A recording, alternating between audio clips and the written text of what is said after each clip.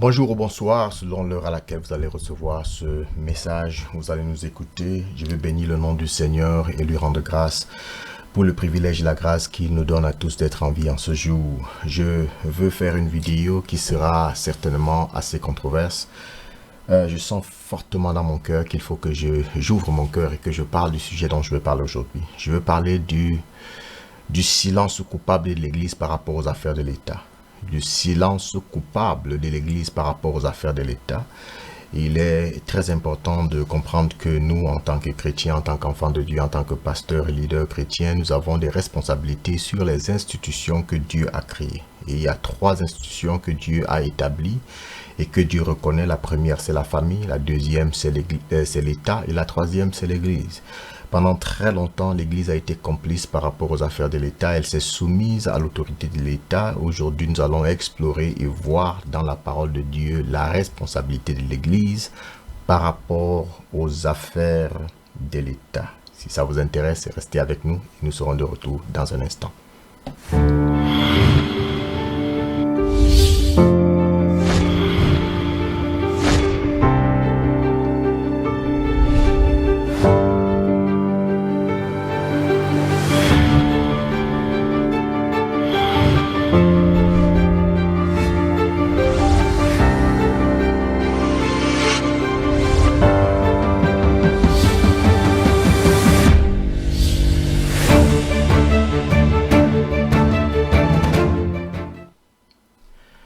Bonjour une fois de plus ou bonsoir une fois de plus si vous nous retrouvez dans ce programme de perspective. Je suis le docteur Harold Wafo et je parlerai aujourd'hui du silence coupable de l'Église par rapport aux affaires de l'État. Le silence coupable de l'Église par rapport aux affaires de l'État. Déjà par ce titre, vous comprendre que en principe ce silence est déjà coupable. Je prends déjà position par rapport à cette attitude, cette attitude que vraiment je n'arrive pas à comprendre. Mais pour que je puisse arriver là, je vais vous donner un peu l'histoire, ce qui m'amène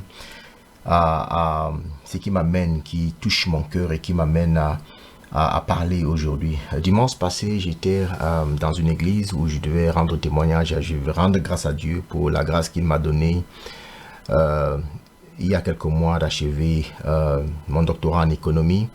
Et je me suis arrêté pour vraiment dire merci au Seigneur parce que c'est un parcours qui était très compliqué. Mon passage académique, mon passé académique n'était pas économique du tout. Ma maîtrise était en mathématiques et informatique. Donc quand je décide de rentrer à l'école sur instruction divine et que je choisis l'économie, c'était vraiment un parcours de combattant. Bon, par la grâce de Dieu, je suis arrivé au bout de ce parcours et je suis rentré dans l'église pour rendre témoignage. Donc pendant que je rendrai témoignage, je suis quelqu'un de plus en plus très organisé. Généralement quand je veux parler en public, j'ai toujours tous mes points bien écrits, tout ce que je vais dire est déjà arrêté. Ben, ce jour, de façon très surprise, je me suis retrouvé en train de parler un peu de politique et en train d'encourager les chrétiens de l'église à voter pour Trump. Une position qui est très impopulaire en Amérique compte tenu de la propagande médiatique des États-Unis. Je suis timide. Dès que j'ai fini mon propos, je me suis senti un peu embêté parce que bon, c'était pas quelque chose que j'avais averti au pasteur. J'avais pas prévu faire premièrement. De deux, je n'avais pas dit au pasteur que j'allais toucher ce point politique qui est assez controversé dans une église. Donc je me suis excusé vis-à-vis du pasteur, je me suis excusé vis-à-vis de l'église, bien entendu, en disant que si vous n'êtes pas d'accord avec ce que je pense ou avec ce que je dis, bon, je vous demande de m'excuser. Ben, je n'arrive pas à contenir, avec tout ce que je connais aujourd'hui, je n'arrive pas à contenir de vous donner ma position vis-à-vis des élections qui vont venir en novembre. Donc je suis rentré à la maison et j'ai commencé à réfléchir profondément sur la position de l'Église vis-à-vis de la politique. Et je vous avoue que j'étais assez bouleversé parce que je me rends compte, parce que après avoir lu la Bible plusieurs fois, j'ai lu la Bible une 50aine de fois, ou le Nouveau Testament au moins 100 fois, et je n'arrive toujours pas à comprendre ce qui justifie le silence absolu de l'Église par rapport aux affaires de l'État. Avant que je ne donne ma position et que je l'explique, et je vous dise pourquoi je pense que le silence de l'Église par rapport aux affaires de l'État est coupable, c'est un silence coupable, il faut que je vous donne un peu le fil de mon raisonnement. La première chose qu'il faut comprendre quand il s'agit de la gestion des hommes, d'organisation des hommes dans la société, la première des choses à comprendre, c'est qu'il y a trois institutions qui régissent le fonctionnement entre les hommes. La première institution, c'est la famille. C'est dans la famille que la famille a pour mission la multiplication des humains sur la terre. Dieu donne un mandat clair, allez multipliez-vous. Il établit l'homme et la femme et il donne un mandat de multiplication qui se produit dans le cadre de la famille. Donc la famille, c'est la première institution de Dieu qui a pour mission de propager les humains sur la terre, les remplir. Une institution, je reviens à la définition, une institution, c'est un système autonome qui est gouverné par des lois spécifiques qui visent un but bien précis. Une institution est un système autonome qui est gouverné par des lois spécifiques qui visent un but bien précis. Donc la famille est une institution de Dieu. L'État, c'est une autre institution de Dieu et l'Église est une autre institution de Dieu. Donc quand je lis la Bible et je relis la Bible et que je vois, j'essaie de comprendre le rôle de l'Église, le rôle de la famille, le rôle de l'État et je vois comment tout ça se met ensemble, je me rends compte que le silence de l'Église est absolument complice. Parce que, et je vais rentrer dans l'histoire de l'Église pour que vous puissiez comprendre pourquoi je pense que l'Église, le silence de l'Église est vraiment, mais alors très complice par rapport aux affaires de la gestion de l'État. Donc, comme je disais avant, une institution, c'est un système autonome qui est gouverné par des lois. Donc, je prends un exemple simple. Les lois qui s'appliquent à la famille ne s'appliquent pas forcément à l'État. Et les lois qui s'appliquent à l'État ne s'appliquent pas forcément à l'Église. C'est très connu dans beaucoup de systèmes. On voulu séparer l'Église des affaires de l'État. C'est dans ce sens-là. C'est dans ce sens-là que les lois qui s'appliquent à l'État ne s'appliquent pas forcément à l'Église et ne s'appliquent pas forcément aux familles. Donc, il faut comprendre l'Église, il faut comprendre le but de l'Église et comment l'Église est établie. Donc quand Jésus vient, et il a dit, je bâtirai mon Église et les portes des séjours des morts ne prévaudront point contre elle. Donc c'est Jésus qui établit l'Église. Il dit, je bâtirai mon Église et les portes des séjours des morts ne prévaudront point contre elle. Avant que Jésus n'arrive, on rentre à l'origine, à la création. Dieu crée l'homme et la femme et lui donne le mandat de dominer sur la terre, de dominer sur la création et de dominer sur tout ce qui existe, sur la création de Dieu. Donc c'est le mandat que Dieu donne à l'homme.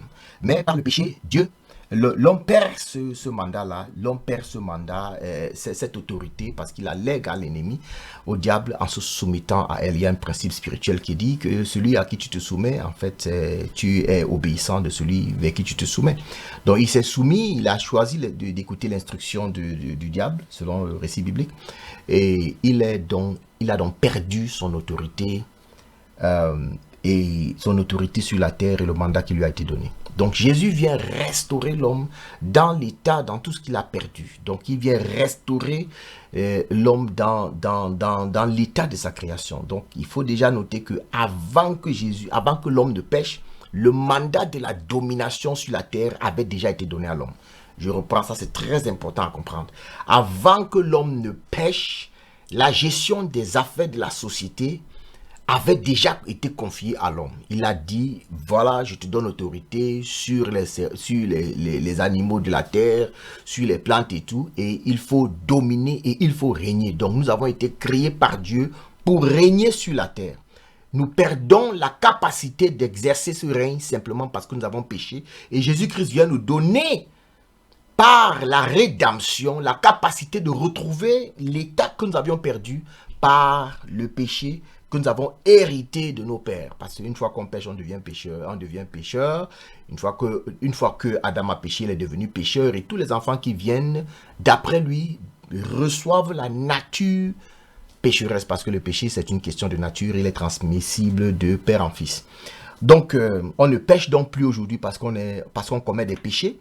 Mais on commet des péchés parce qu'on est pécheur. Un manguier, qu'il ait des mangues ou pas, il est un manguier. Donc un homme, qu'il ait des péchés visibles ou pas, c'est un pécheur. Donc la nature pécheresse que nous avons reçue d'Adam nous a dépourvus de l'autorité, de la puissance et des vertus qui avaient été confiées, qui avaient été déposées en l'homme. Jésus donc vient restaurer cet état-là en nous repositionnant, en nous redonnant tout ce que nous avons perdu. Et c'est ça le sens de la rédemption.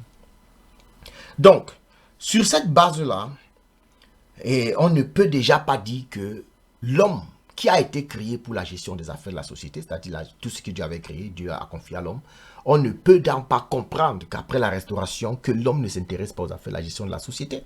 C'est déjà pas compréhensible. Donc revenons maintenant sur la deuxième institution qui est l'État. L'État, c'est une autre institution que Dieu a créée. C'est un peu, quel est le rôle d'un État ou d'un gouvernement?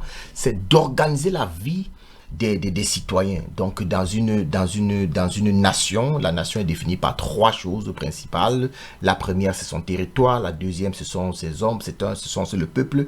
La troisième, c'est sa monnaie. Donc, si on veut revenir sur le peuple, un peuple est caractérisé par sa culture. Donc, la culture d'un peuple, c'est un peu comme l'identité de ce peuple-là. Donc, l'État vient donc créer un système qui va permettre à ce peuple qui a une identité particulière, qu'on appelle culture, et qui va permettre l'épanouissement de la vie de ce peuple dans ce système qui a été créé, qui s'appelle État. Donc l'État est la responsabilité que Dieu confie aux hommes, c'est le système mis en place par les hommes et qui permet donc d'organiser la société en sorte que le bonheur soit maximal dans la nation dans laquelle elle est établie. Donc ça, c'est le rôle et la fonction principale de l'État. Donc dans ce sens-là, les hommes, puisque c'est une institution qui a été créée par Dieu, mais dont la responsabilité encore est humaine, les hommes organisent en fonction des idées. C'est pourquoi nous avons beaucoup d'idéologies. Vous entendez idéologie. C'est qu'il y a des idées, les gens ont des idées dehors et des idées par rapport au fonctionnement de la société. Quelle est la bonne philosophie qui peut permettre l'épanouissement maximal de la société et du vivre ensemble? Quelle est cette philosophie-là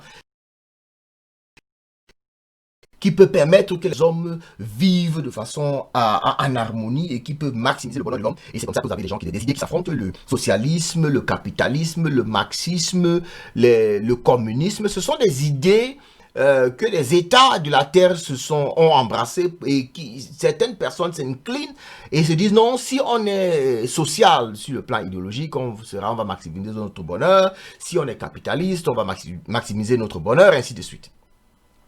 Encore, je n'ai pas encore touché l'Église sur le problème de l'Église par rapport au problème d'idéologie. Je vais vous dire pourquoi. Je pense que le silence de l'Église est extraordinairement coupable. Quand il s'agit de la formulation idéologique des peuples, quand il s'agit de formuler, c'est-à-dire de trouver les idées qui fédèrent tous les habitants d'une nation ou alors un peuple, à ce niveau, l'Église, qui est essentiellement philosophique, devrait avoir un mot à dire. Parce qu'en fait, le rôle de l'Église, c'est quoi?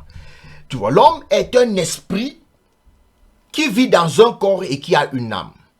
Or, la restauration et la régénération spirituelle que Jésus nous confère est essentiellement spirituelle. Et parce qu'on est esprit, on est censé être plus illuminé que les gens qui n'ont pas l'expérience spirituelle, c'est-à-dire nous avons la capacité de voir et de comprendre des choses que le naturel, le commun du mortel ne comprend pas. En d'autres termes, nous pouvons mieux que quiconque formuler les idées qui peuvent maximiser le bonheur de l'homme dans une société donnée. Et ce bonheur est fonction de la culture, parce que les cultures sont différentes. Il y a des gens qui sont de culture matérialiste, et qui ne sauraient jamais être heureux s'ils n'ont pas de matériel. Il y a d'autres qui ont d'autres cultures, qui n'ont pas besoin des gratte-ciel, qui n'ont pas besoin des avions ou des voitures et tout pour être heureux. Donc tout ça, c'est une question de culture, mais il faut que les idéologues, en fait, qui devraient être des chrétiens, des enfants de Dieu, aillent pour retrouver les idées, la pensée du peuple, ce qui peut fédérer tout un peuple et amener un bonheur maximal au peuple sur la terre, afin que l'homme s'épanouisse et vive et accomplisse ce mandat divin de régner sur la terre. C'est très intéressant. Moi, je suis très intéressé par rapport à tout ce qui s'est dit là. Mais je vais donc revenir au silence de l'Église. Je reviens sur le silence de l'Église. Parce que pour revenir sur le silence de l'Église, il faut rentrer un peu dans l'histoire de l'Église. Il faut rentrer dans l'histoire de l'Église. Parce qu'en fait, quand Jésus arrive, il n'est pas tué par les brigands, hein. Jésus n'est pas tué par les politiciens. Jésus est essentiellement, la mort de Jésus-Christ est essentiellement organisée et orchestrée par les religieux d'antan. C'est-à-dire, si on veut translater aujourd'hui, par les prêtres et les pasteurs. Donc c'était les pharisiens et les jébusiens. C'est eux qui organisent la mort de Jésus-Christ parce que son message est un message qui transcende la religion. En fait, l'ennemi, l'opposé même, si tu veux, si vous voulez l'antipode même du message évangélique, c'est la religion. En fait, la religion est ce qui s'oppose au véritable christianisme. Ce n'est pas autre chose, c'est la religion entre guillemets chrétienne qui s'oppose aujourd'hui à la véritable chrétienté. Donc, faire une séparation claire déjà entre la religion et l'église. Qu'est-ce que j'entends par religion? C'est une organisation des hommes qui, c'est cette organisation, ce système-là. Mais l'église, Jésus est venu bâtir une église. L'église de Jésus-Christ est invisible. C'est la totalité des enfants de Dieu, des gens qui ont accepté Christ et qui ont été transformés par la puissance régénératrice de la parole de Dieu. Donc ces personnes-là, quel que soit l'endroit où ils vont, ils ont en eux la semence divine qui permet une régénération et qui permet d'accéder de permettre à la vie de l'esprit d'accéder au mystère de Dieu et de comprendre des mystères qui pourront les permettre de régner, d'éclairer et de se distinguer dans la société. Donc, dans l'histoire de l'Église, l'Église a commencé par la persécution. L'Église avait été sérieusement et sauvagement persécutée dans l'histoire quand elle a commencé. Donc, les royaumes de l'époque ont très vite, par la complicité des religieux de l'époque, ont compris que le message de Christ était un message extrêmement dangereux qu'il fallait exterminer de la face de la terre. C'est ainsi que les grandes persécutions se sont abattues sur les églises. La quasi-totalité des premiers apôtres ont été tués, persécutés, guillotinés, brûlés vifs, ainsi de suite. Et c'est quand ils se sont rendus compte que plus la persécution augmentait et que l'église croissait, et l'église atteint un niveau où on ne pouvait plus discuter de la puissance de l'autorité de Christ parce que les gens étaient capables de mourir. Vous savez, on ne lutte pas facilement contre les gens qui sont capables de mourir. Les gens étaient volontaires de mourir pour le message évangélique. Et ça, c'était extraordinaire et difficile à comprendre pour les dirigeants de l'époque. Donc, qu'est-ce qui se passe donc? C'est qu'il y a un roi qui est devant une situation assez compliquée. Il va en guerre. Une guerre qu'il était presque sûr de perdre. Et il fait un vœu à Dieu. Parce qu'il a un rêve. Dans ce rêve, il voit une croix. Et il se dit, si je remporte cette victoire, alors je vais me convertir. C'est le roi Constantin. Il va en guerre, il remporte la victoire. Et finalement, il décide de se convertir comme conséquence à la victoire qu'il a eue.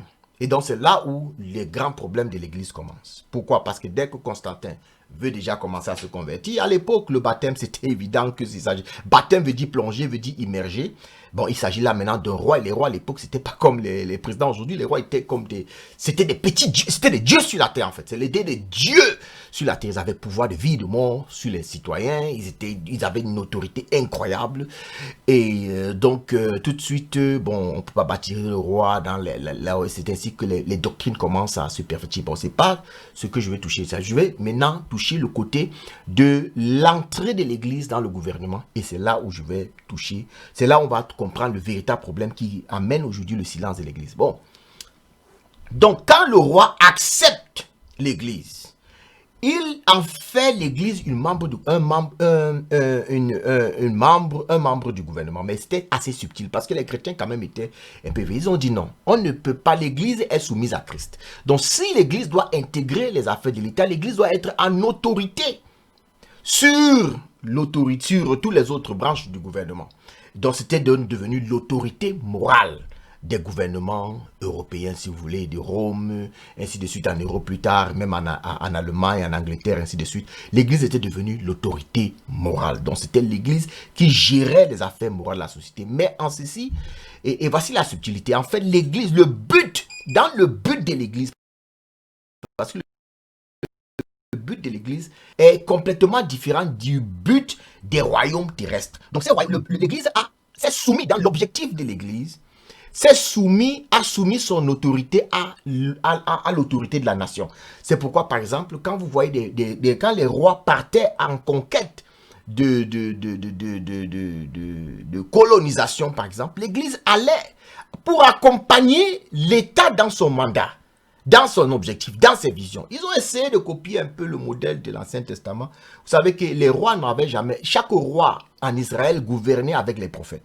Donc les prophètes les aidaient à discerner la voix de Dieu, à discerner la volonté de Dieu. Et ensuite, ils avaient ce qu'on appelle des stratèges, des gens d'une intelligence d'une grande intelligence qui comprennent comment les systèmes fonctionnent.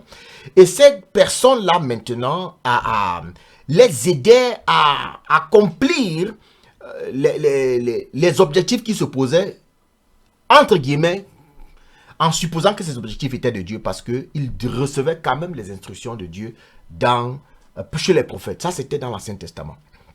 C'est pourquoi David, l'homme selon le cœur de Dieu, il avait toujours deux grandes... Le conseil de David était réparti entre deux. Il y avait le prophète, le prophétique. David n'allait pas en guerre sans consulter Dieu, c'est-à-dire aller voir le prophète. Et quand il a consulté Dieu, il connaît la volonté de Dieu, il se tourne maintenant vers des stratèges comme Achitophel. Achitophel, maintenant, construit la stratégie pour atteindre le but de Dieu. C'est pourquoi... David était imbattable. Il a pu combiner les deux. Il a pu combiner la divinité et la sagesse.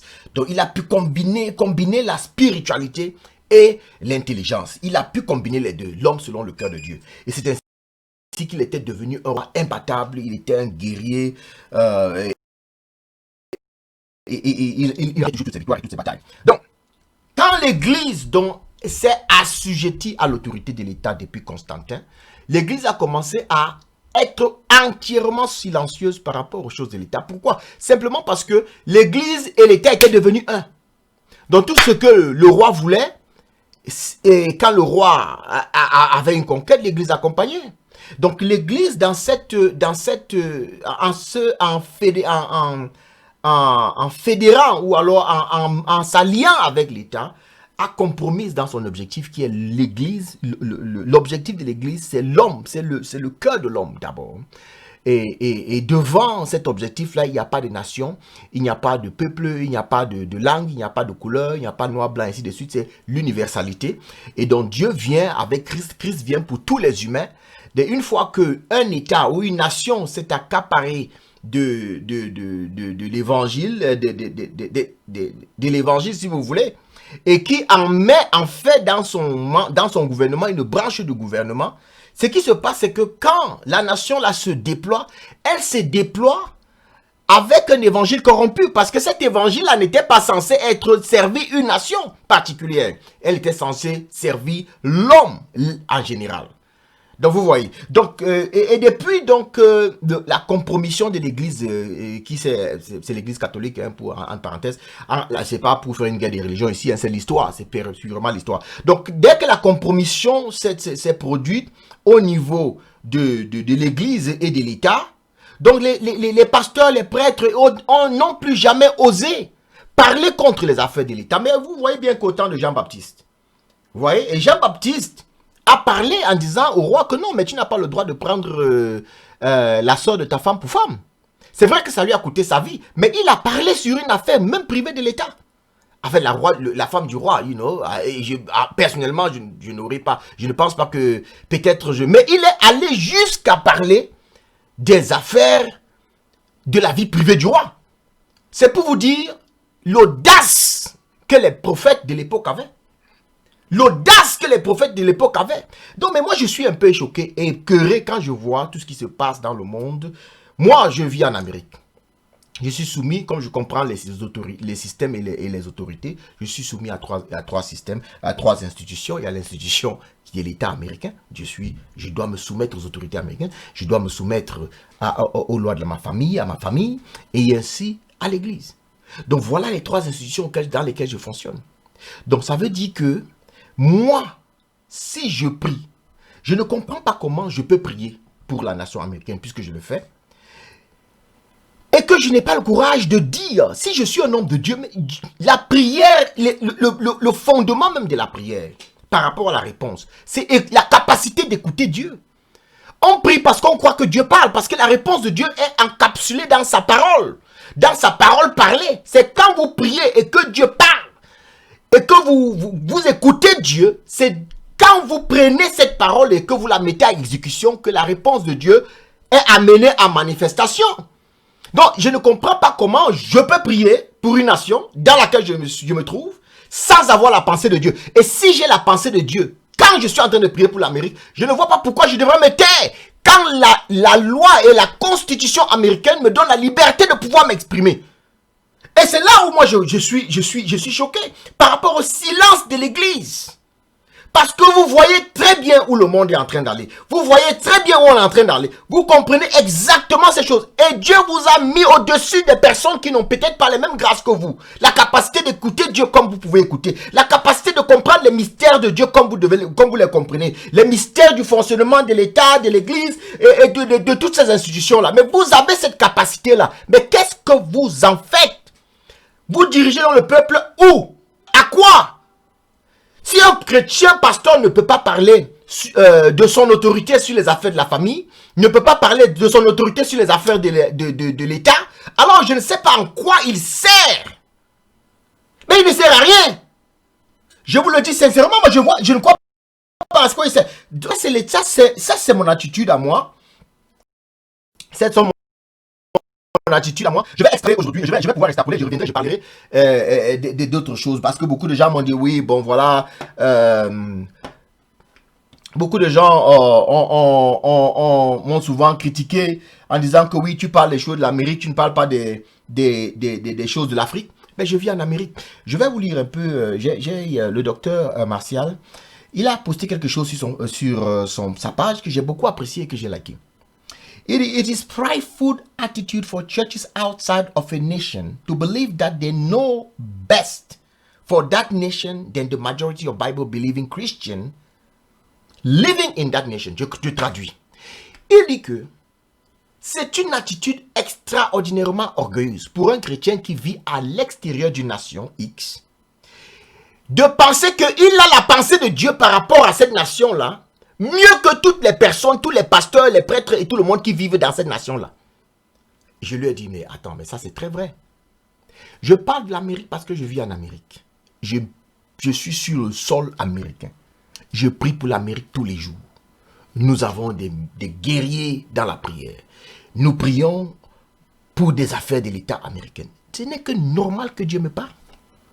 Non, maintenant, s'il y a des gens qui me suivent et qui pensent que je dois leur dire tout, sauf les affaires de la société américaine, mais là, ils se trompent. Vous êtes en train de suivre la mauvaise personne. Parce que si je suis un homme de Dieu, établi sur le territoire américain, par Dieu, Dieu doit me parler des affaires de la société américaine. Il va donc me parler de quoi? Il va donc me parler de quoi? Quand je reviens, je voudrais parler des affaires de la société africaine. Je me suis toujours tu quand il s'agit de l'Afrique parce que je ne vis pas en Afrique. Je vais translater et je vous dis ce que je pense. Ça n'engage que moi et ça n'engagerait que moi. Donc je vous encourage de rester et je serai de retour dans un instant.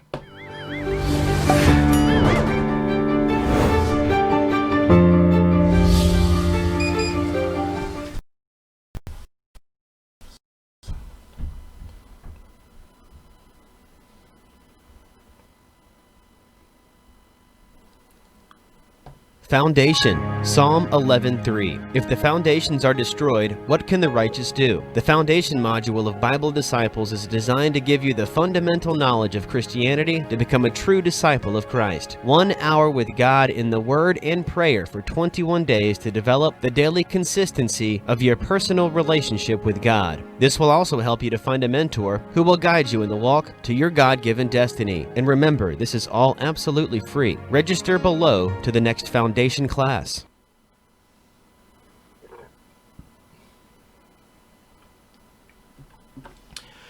Bonsoir et bonjour encore une fois de plus. Nous sommes de retour sur ce programme de perspective avec le docteur Harold Wafo. Nous allons parler tout de suite de la deuxième partie. Et comme j'ai promis, je vais appliquer ces principes que je viens de dire sur ce qui se passe en Afrique. Okay. Donc, j'ai juste pour une summary, pour essayer de summarize exactement tout ce que j'ai dit dès le début. Je suis en train de parler du silence coupable de l'Église par rapport aux affaires de l'État. Et je vais amener les uns et les autres, par la grâce de Dieu, à nous amener à comprendre la responsabilité des églises par rapport aux institutions de la société. Parce que Jésus-Christ est venu restaurer, on parle de la restauration de l'homme, mais l'une des choses qu'on a oublié, c'est de parler de la restauration des institutions que Dieu a établies lui-même sur la terre. Donc la venue de Christ est une restauration totale c'est pour une restauration. C'est pourquoi quand Jésus vient, il parle du royaume de Dieu. Peut-être aujourd'hui, je n'aurai pas le temps de parler du message du royaume de Dieu. Le message de Christ est essentiellement le message du royaume de Dieu. En fait, le royaume de Dieu pour moi, c'est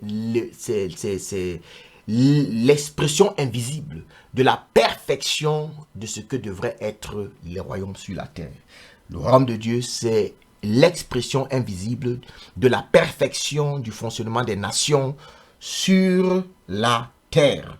Donc maintenant, pourquoi je disais que l'Église a une responsabilité, est coupable de par son silence par rapport aux affaires de l'État. Donc nous avons parlé des institutions, nous avons parlé des trois institutions de Dieu, nous avons parlé de la responsabilité de l'homme vis-à-vis de ces trois institutions-là. La famille, l'Église et les gouvernements, l'homme, nous sommes tous sujets de ces trois institutions et nous fonctionnons plus ou moins vis-à-vis de ces trois institutions-là. Et l'Église, en fait, qui n'est pas une institution dans le sens, qui n'est pas sur le plan visible, qui n'est pas quelque chose de visible. L'Église de Christ n'est pas un bâtiment, ce n'est pas une organisation régulée par le gouvernement nécessairement. C'était l'ensemble des enfants de Dieu répartis sur la planète qui ont fait allégeance à Jésus-Christ, qui ont ouvert leur cœur à Jésus, qui ont donné leur vie à Jésus-Christ et qui, par cet acte-là, ont reçu la transformation, reçoivent graduellement la transformation par la parole de Dieu de leur vie à l'image de Christ. Donc voilà un peu ce que c'est que l'Église invisible. Dans cette institution qui est invisible, l'Église universelle, qui n'est pas visible, et cette Église a une forte responsabilité. Une fois qu'on a reçu Christ dans notre vie, donc nous commençons à fonctionner non plus selon les modèles humains qui sont imparfaits, mais selon les modèles divins qui sont parfaits. Donc quand nous pensons royaume, quand nous pensons État, nous ne pensons plus seulement l'État sous la perspective des idéologies terrestres, mais nous pensons État sous les perspectives des idéologies célestes. Parce que la meilleure idéologie, la meilleure pensée pour le vivre ensemble d'une nation ou d'une société ne peut que se trouver dans la pensée de Dieu qui est révélée dans sa parole, la Bible. Donc, je veux encore insister en disant que le silence de l'Église par rapport aux affaires de l'État est un silence coupable. Si l'Église n'a rien à dire sur les affaires de la famille, n'a rien à dire sur les affaires de l'État, alors elle ne sert à rien. Est-ce à dire que l'Église doit aujourd'hui maintenant décider de s'ingérer dans le sens où ils veulent appliquer les lois du fonctionnement de l'Église aux affaires de l'État? Je dirais non. Mais au niveau de l'éducation, au niveau de révéler la pensée de Dieu par rapport aux choses et au gouvernement de la terre, alors l'Église a cette responsabilité-là. L'Église a cette responsabilité-là. Elle a cette responsabilité-là. Donc revenons sur ce que je disais par rapport aux affaires de la société. Nous sommes appelés à nous soumettre aux autorités. Il y a plusieurs personnes qui m'ont parlé, par exemple, est-ce que l'Église doit soutenir les marches? Est-ce que l'Église doit soutenir des programmes politiques? Est-ce que l'Église... Mais attendez. L'Église a la capacité, devrait avoir la capacité de s'élever, aller spirituellement pour discerner la pensée de Dieu et l'amener à révélation aux hommes. Ça veut dire que par rapport aux élections qui arrivent en Amérique, par exemple, moi j'ai pris position, je vous dis que la pensée de Dieu c'est telle. En 2014, 2015, j'avais dit que la volonté de Dieu, la pensée de Dieu, c'est que Trump gagne les élections en Amérique. Et j'ai mobilisé l'église, mobilisé les chrétiens pour que nous puissions prier, non seulement prier, mais aussi poser des actions concrètes. Voter, parler, prêcher, mobiliser les gens, poser les actions afin d'amener à manifestation la volonté de Dieu. Pourquoi? Parce que je ne pense pas qu'un véritable homme de Dieu peut prier sans savoir la pensée de Dieu. Maintenant, il y a des tueries au Cameroun. Plus de 4 ans, les guerres se passent. Où sont les églises? Les troubles. Moi, je veux suivre les informations. Quand je veux suivre les informations, j'aimerais bien aller pour écouter les informations de la Côte d'Ivoire. Écouter un homme de Dieu qui me donne le rapport. Parce qu'il me donnera un rapport plus correct. Il me donnera une analyse plus exacte. Parce qu'il a la pensée de Dieu. Il pense comme Dieu. Il peut interroger Dieu. Il peut faire une analyse qui est complètement dépourvue des intérêts personnels, dépourvue de la propagande médiatique. Il peut me donner une analyse exacte. Parce qu'il est élevé spirituellement. Mais par contre, aucun homme de Dieu ne parle sur les affaires. Il est dans le pays. Vous êtes dans un pays où vous avez tout genre de prophètes qui vous prophétisent sur la couleur des caleçons des gens, qui vous prophétisent sur vos comptes bancaires, qui vous prophétisent sur tout. Mais quand il s'agit des affaires de l'État, c'est comme s'ils sont muets, comme s'ils sont absents. Moi, je dis que ce sont des charlatans. Ce ne sont pas des prophètes de Dieu. Les prophètes de Dieu, depuis l'Ancien Testament, se sont toujours intéressés aux affaires de l'État. Parce que c'est dans l'État que la vie, le bien-être des individus se régule. C'est dans la gestion de la société qu'on établit les lois qui permettent à l'épanouissement de la société en général. On ne peut pas parler de la prospérité sans parler des affaires de l'État. Ce n'est pas possible. C'est une société, les sociétés, l'église doit prendre position. Ce n'est pas rester dans son coin, prier dans les chapelles et se taire. Mais ça, c'est donner raison. Ah, j'ai oublié son nom, ce philosophe qui dit que la religion, c'est l'opium du peuple. C'est donner raison aux gens qui pensent que l'église est simplement là pour consoler les affligés, pour endormir le peuple, pour assujettir le peuple. Quand une nation s'est donnée pour constitution la démocratie, c'est-à-dire qu'il pense que le peuple est souverain, comme la Bible pense que le peuple est souverain. Parce que quand le peuple a demandé à Dieu un roi, Dieu s'est opposé. Mais le peuple a insisté, Dieu s'est soumis à la volonté du peuple. En ce qui concerne les affaires de la société, le peuple est souverain. C'est biblique. Donc quand on reconnaît la souveraineté d'un peuple, et qu'une nation se donne des lois, moi je vis en Amérique, par exemple, on a la liberté d'expression. Donc quand je parle de ce que je pense, je suis dans tous mes droits absolus. Je ne viole aucun droit. Maintenant, acceptez, n'acceptez pas, ça vous engage. Mais quand je parle des affaires de la société, je parle des affaires politiques, je suis en train d'exercer ma liberté d'expression en tant que citoyen. Donc un pasteur qui vit au Cameroun, en Côte d'Ivoire, au Sénégal, au Mali, quel est ce pays encore, au Nigeria, et qui pense qu'il n'a rien à dire en ce qui concerne le gouvernement, le système gouvernemental, l'organisation de la société qui régit tous les membres de l'église dans laquelle il est pasteur. C'est quelqu'un qui n'a pas compris sa responsabilité spirituelle. Parce que avoir une responsabilité spirituelle, c'est une responsabilité vis-à-vis des institutions que Dieu a établies. La famille, l'État et l'Église. C'est une responsabilité tripartite. On va continuer à parler de ça. Donc ça veut dire quoi? Ça veut dire que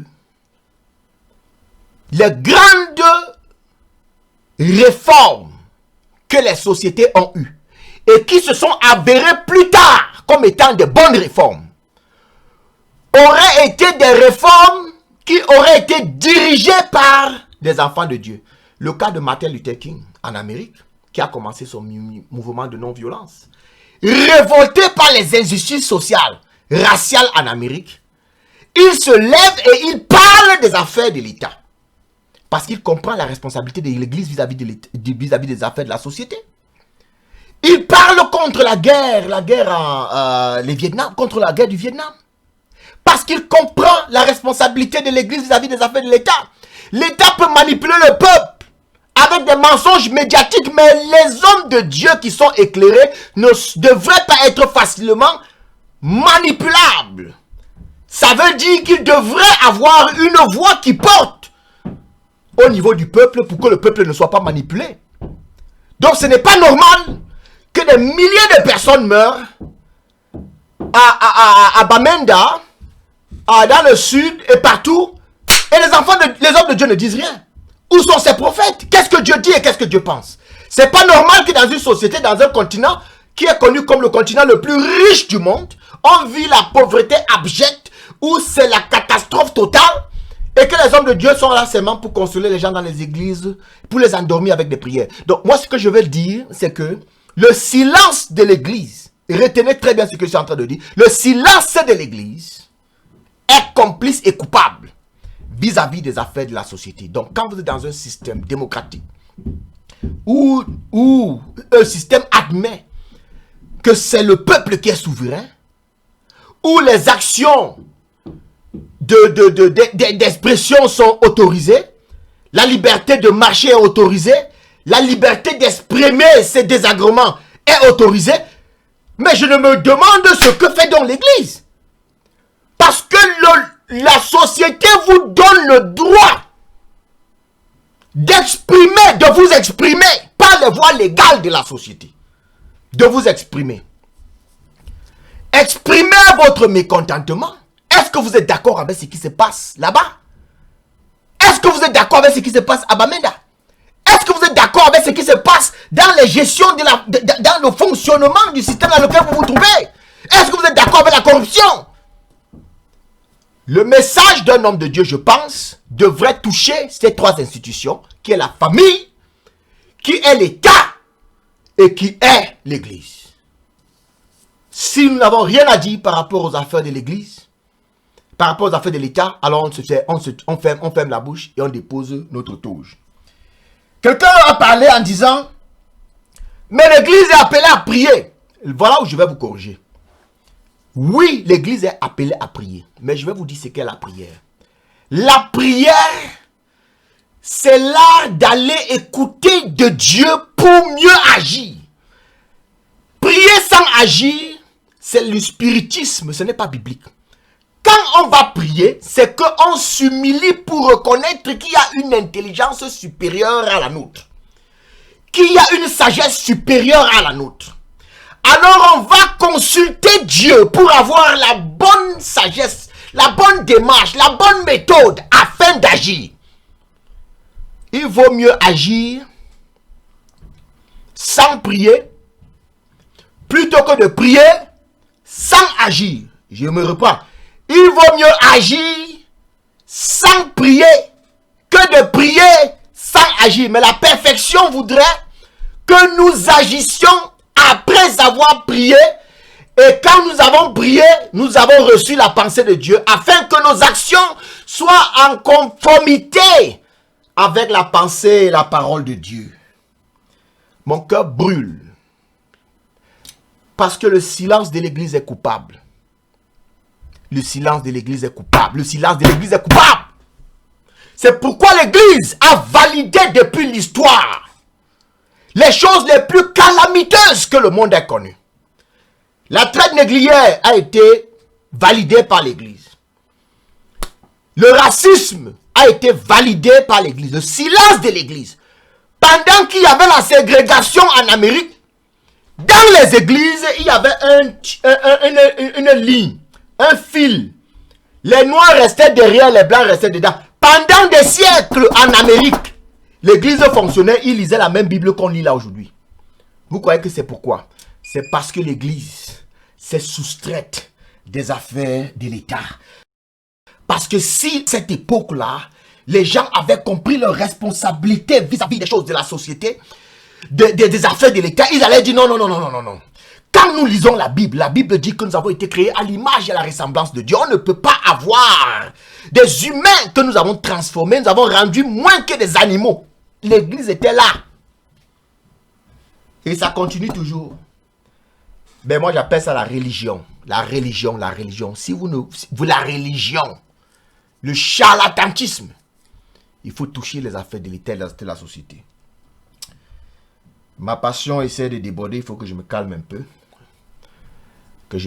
peu. Parce que je pense que l'heure est très grave. Pourquoi je pense que l'heure est grave? Parce que ça fait très longtemps que j'essaye de mobiliser les gens, les églises un peu partout dans le monde pour une mobilisation, pour prier par rapport aux affaires que la société va bientôt vivre. Je suis surpris de me rendre compte que les activistes par rapport à ces choses-là, le vaccin et tout ça, ce n'est même pas des chrétiens. C'est même pas des chrétiens, ils sont dans les églises en train de prier, je sais pas, ils sont là, c'est comme si on a enlevé quelque chose dans leur tête. Ils sont déconnectés de la société. Jésus a dit, je prie, pas que tu les ôtes du monde, mais que tu les préserves du mal. Pas que tu les ôtes du monde.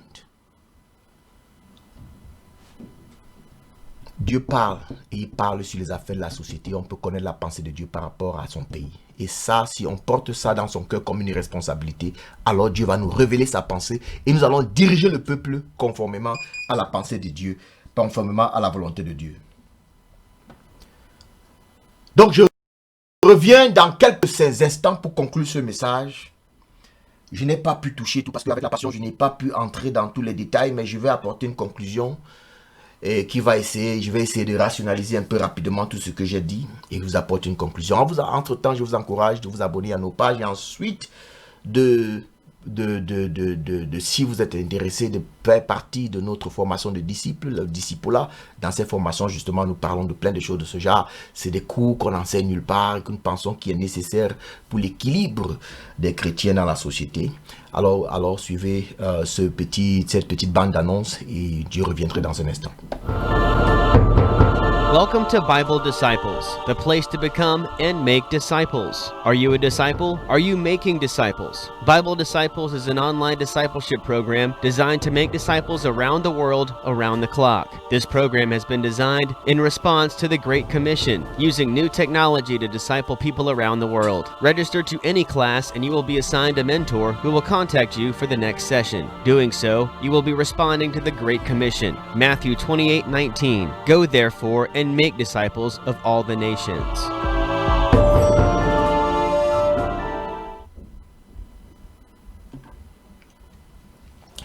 Ouais, je veux bénir le nom du Seigneur une fois de plus. Nous sommes en train de parler aujourd'hui de la responsabilité du silence coupable de l'Église par rapport aux affaires de l'État. Et ici, il s'agit de comprendre la responsabilité de l'Église sur les institutions divines. Et de ces institutions, nous avons trois. Nous avons la famille, l'État et ensuite l'Église. Nous avons donc, il y a une forte responsabilité de l'Église vis-à-vis de ces choses-là.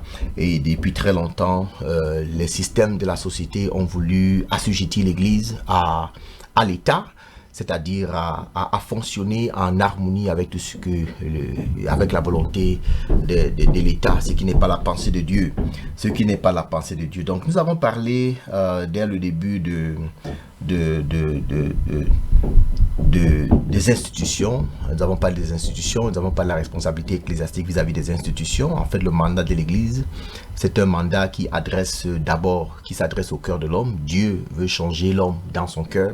Et parce que l'homme est transformé est transformé de l'intérieur, il offre donc ainsi à la société une très bonne ressource humaine. Donc, parce qu'il y a le savoir-faire et le savoir-être. Donc vous pouvez être excellent à l'école, vous pouvez avoir les bonnes compétences du monde, mais si vous n'êtes pas transformé dans votre être intérieur, vous n'êtes toujours pas une ressource humaine complète, une ressource humaine compétente. Aujourd'hui, ce que nous recherchons le plus, c'est d'abord les compétences intérieures, ce que nous sommes, C'est d'abord ça, c'est ça qui est en rareté. Les valeurs comme l'intégrité, comme la justice, comme l'équité, ce sont des choses qu'on n'apprend pas à l'école, mais ce sont des choses que nous avons et qui nous confèrent notre foi en Christ. Donc parler des affaires de l'État n'est pas aller contre. n'est pas aller contre un pasteur qui se lève et qui parle des affaires de l'État, qui est en train de toucher des problèmes de la société, qui est en train d'adresser les mots qui minent la société, n'est pas en dehors de son mandat, il est au cœur de son mandat. Parce que la vie de l'homme est régie par ces trois institutions-là. Un homme ne peut pas être heureux s'il n'est pas heureux dans sa société. Un homme ne peut pas être heureux s'il n'est pas heureux dans sa famille.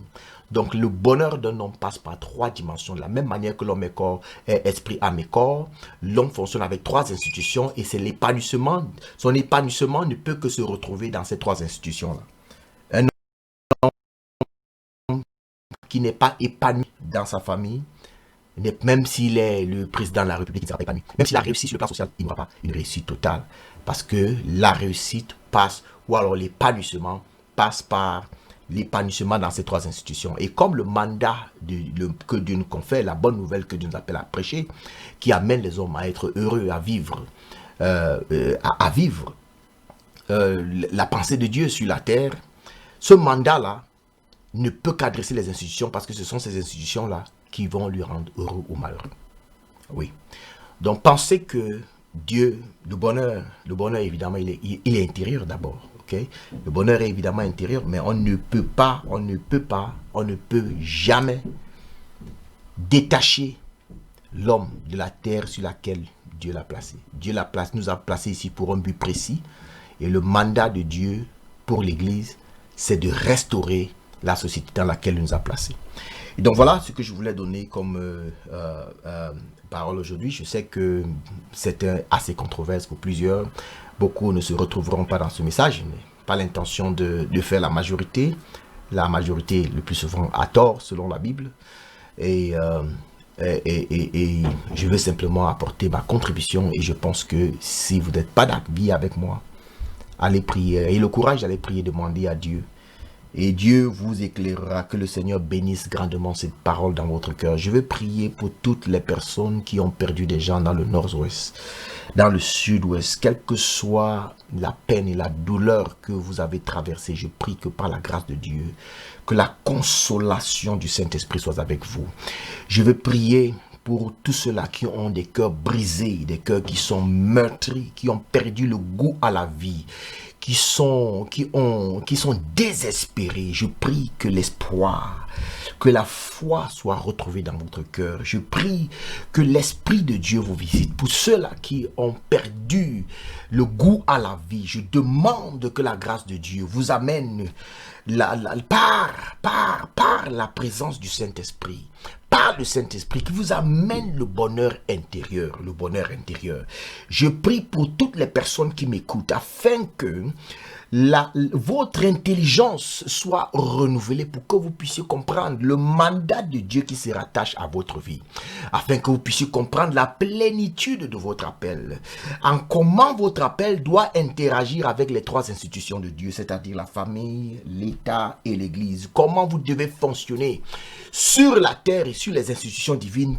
pour jouer votre part et accomplir le mandat de Dieu par rapport à votre vie. Je prie que cette grâce vous soit accordée dans le nom puissant de Jésus-Christ. Je prie que la grâce et la protection divine soient avec nous tous et que Dieu bénisse cette parole dans votre cœur. Je suis votre frère, humble serviteur, Harold Wafo. Que le Seigneur vous bénisse et bye bye.